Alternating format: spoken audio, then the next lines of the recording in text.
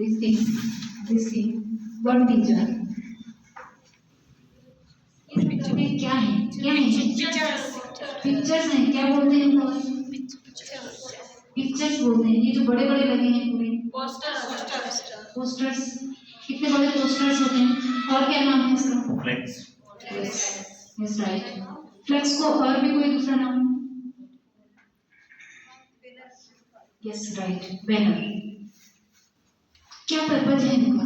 क्यों लगाते हैं इतने बड़े बड़े पोस्टर, बैनर्स, फ्लेक्स? आप हर जगह देखते हैं। क्या पर्पज है इनका? यस, कोई मैसेज देने के लिए, कोई एडवर्टाइजमेंट करने के लिए हम इसका यूज करते हैं। ये जो बैनर है, ये बैनर पोर्टेबल है क्या? इसको आसानी से यहाँ वहाँ कैरी कर सकते हैं? नहीं कर सकते हैं, क्योंकि थोड़ा सा बड़ा होता है बैनर। और जो थोड़ा सा छोटा होता है, जो पोर्टेबल है, जिसको हम आसानी से हाथ में इधर उधर मिला सकते हैं, उसको बोलते हैं पोस्टर। तो आज मैं आपको पोस्टर के बारे में बताऊंगी कि ये सारी चीजें जो हैं, ये एक पोस्टर है, लेकिन पोस्टर का बड़ा रूप है। इसको बैनर बोला जाता है, जो बड़ा है, हर जगह देखते हैं हम। बैनर और पोस्टर में सबसे पहले आपको पोस्टर का मतलब बताती हूँ। पोस्टर जो है एक सिंपल पेपर में बनाया जाता है। अभी उसका यूज कम होता है, क्योंकि आजकल न्यू टेक्निक्स आ गई हैं, तो न्यू टेक्नोलॉजी के अकॉर्डिंग ये प्रिंटेड हो जाते हैं आजकल।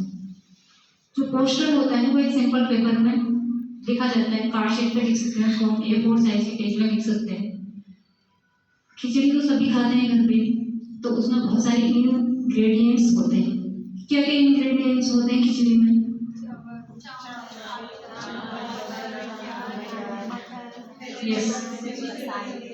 यस, ठीक उसी तरीके से जो पोस्टर है वो भी मिक्सचर है एडवर्टाइजमेंट और नोटिस का। मतलब इसमें कुछ इंफॉर्मेशंस रहती है, कुछ पिक्चर्स के द्वारा कुछ मैसेज दिया जाता है। जैसे हम अपने स्कूल का एडवर्टाइजमेंट करते हैं, तो हम क्या करते हैं, ये पोस्टर का एक बड़ा रूप है, फ्लैक्स या बैनर। तो पहले छोटे बनाए जाते थे। रैलीज में हम सब लोग जाते हैं, स्वतंत्रता दिवस की रैली में जब हम स्कूल में पढ़ते थे, तो हम क्या लेके जाते थे अपने साथ? झंडे लेके जाते थे। और क्या लेके जाते थे?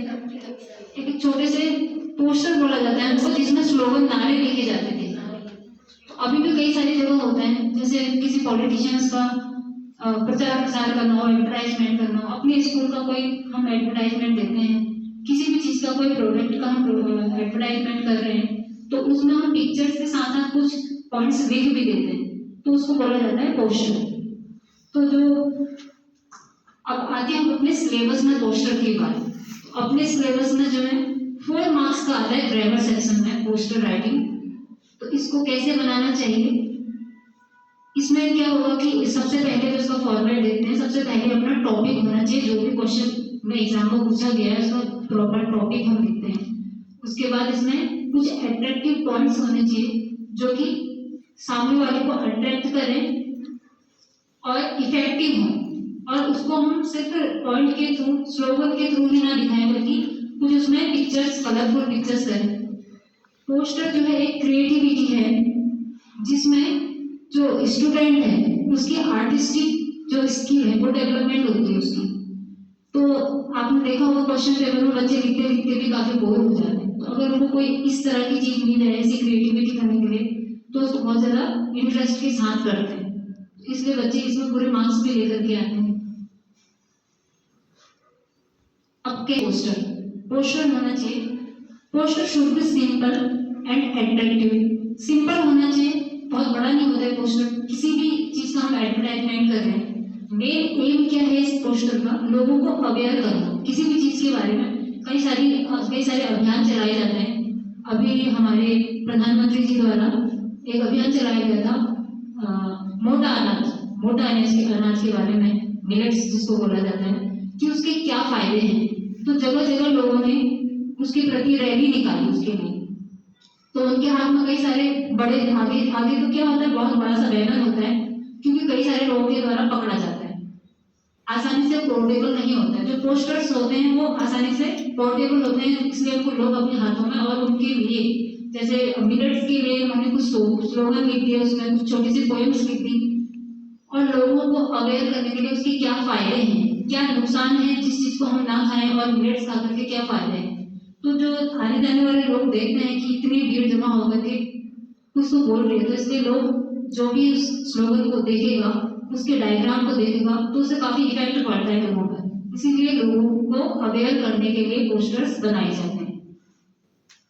तो मेरे पास कुछ पोस्टर्स हैं, मैं आपको दिखाऊंगी कि किस तरह से बच्चे अच्छे मार्क्स गेन कर सकते हैं एग्जाम में। Don't use plastic.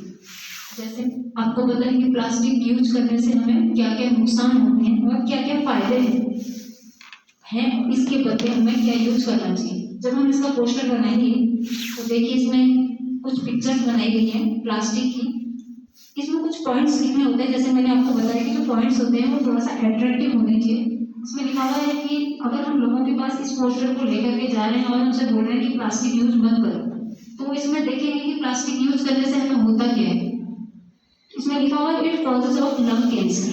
प्लास्टिक से लंग कैंसर होता है प्लास्टिक के यूज से।